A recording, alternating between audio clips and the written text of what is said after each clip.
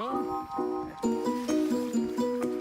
Well, if you're in one of those nice warm states, look at this right here. This is what happens when the snowplow comes by your house and piles up all the nice wet snow. So you got to get out a regular shovel, not even a snow shovel. And just, how do you get rid of an elephant? How do you eat an elephant? One bite at a time. One little scoop at a time to get through this stuff. And it's, right now it is, I think, negative 9 degrees outside. That's without a wind chill. And you can see my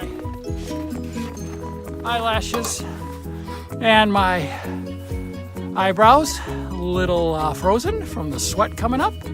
But wow, but I still do have my tethered sweatshirt on underneath. Oh, thanks, Tethered. Just keep me warm inside. I'm toasty inside. Face isn't that bad, just everything's freezing on it. So, well, back to this, getting this open. Oh, plus my heater died in the house, so of course it's a Saturday, and I got to do an emergency call for them to come out and replace the board. So much fun! $350 for that, man. All right, see you guys later. If you're in a warm state, congrats to you. If you're in a cold state like us here in Wisconsin, it's only going to get like negative, I think, 25 with a wind chill, and it's going to stay cold for about a week now. So see you guys later.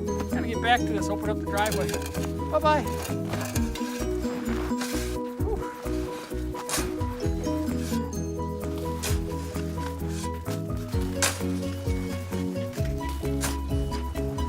Yes, I have a snowblower, but of course it won't start because I think the spark plug needs to be replaced. Wish you would have told me that before this.